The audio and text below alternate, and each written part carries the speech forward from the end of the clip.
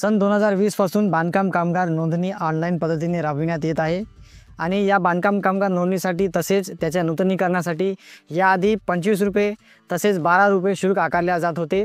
त्याच्यानंतर ही फीस कमी करून आता 1 रुपये आकारले जात होते, परंतु आता दिनांक 13 ऑगस्ट 2025च्या GR नुसार आता सर्व शुल्क माफ करण्यात आलेले आहे। म्हणजेच आता बांधकाम कामगार नोंदणी आणि नूतनीकरण मोफत होणार आहे। यासाठी आता कोणतेच शुल्क लागणार नाही। यासाठी दिनांक 13 ऑगस्ट 2025 रोजी GR प्रसिद्ध झालेला आहे। तर या व्हिडिओमध्ये आपण या GR बद्दल माहिती पाहणार आहोत। यासाठी व्हिडिओ शेवटपर्यंत बघा। चॅनलवरती पहिल्यांदा आले असल्यास चॅनल सबस्क्राइब करा, कारण मी इर्शाद खान पठाण आपल्यासाठी अशीच माहितीची व्हिडिओ आणत असतो।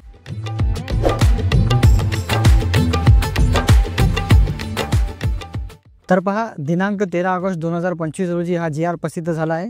इमारत व इतर बांधकाम क्षेत्रातील काम करणाऱ्या कामगारांना महाराष्ट्र इमारत व इतर बांधकाम कामगार कल्याणकारी मंडळाकडे नोंदणी नूतनीकरण करण्याकरिता भराव्याची नोंदणी व नूतनीकरण फी निशुल्क करण्याबाबत हा GR आहे। तर यामध्ये बघा महत्त्वाचं काय आहे, तर सन 2020 पासून बांधकाम कामगाराची नोंदणी नूतनीकरण व लाभ वाटप ऑनलाईन पद्धतीने मंडळाच्या अधिकृत संकेतस्थळावर केली जात आहे। उक्त अधिनियमातील तरतुदीनुसार यापूर्वी इमारत व इतर बांधकाम क्षेत्रातील काम करणाऱ्या कामगाराची नोंदणी मंडळाकडे करण्यासाठी नोंदणी शुल्क 25 रुपये इतके निर्धारित करण्यात आले होते। त्यानंतर शासनाच्या संदर्भीय क्रमांक 1 येथील पत्रान्वये बांधकाम कामगाराची नोंदणी व नूतनीकरण करण्याबाबतच्या शुल्काच्या रकमेत बदल करून सदर शुल्काची रक्कम 1 रुपया करण्यात आली होती। हे सर्वांना माहितीच आहे। सध्या स्थितीत महाराष्ट्र इमारत व इतर बांधकाम कामगार कल्याणकारी मंडळाकडे नोंदणी होणाऱ्या बांधकाम कामगाराची नोंदणी व नूतनीकरण शुल्क माफ करण्याबाबत मंडळाच्या दिनांक 6/3/2025 रोजीच्या बैठकीत ठराव पारित करण्यात आला आहे। त्यानुसार महाराष्ट्र इमारत व इतर बांधकाम कामगार कल्याणकारी मंडळाकडे नोंदणी होणाऱ्या बांधकाम कामगाराची नोंदणी व नूतनीकरण म्हणजेच रिन्युअल शुल्क माफ करण्याचा प्रस्ताव मंडळाने संदर्भीय क्रमांक 3 येथील पत्रान्वये शासनास मान्यतेसाठी सादर केलेला आहे।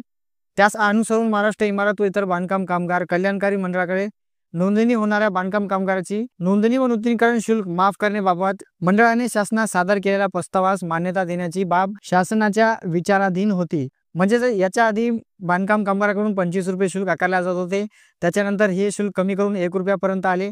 आता हे शुल्क कमी करण्यात येणार आहे।